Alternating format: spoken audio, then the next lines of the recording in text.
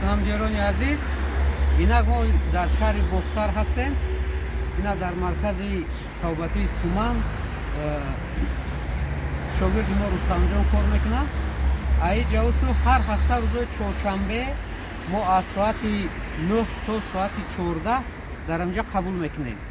اینا کسی که شهر دوشنبه رفتنش پین هسته مرحمت میتونن با مرکز سومن بیان در اینجا ما را روز چهارشنبه سراغ کنن. ما هر روز چهارشنبه در اینجا میشه.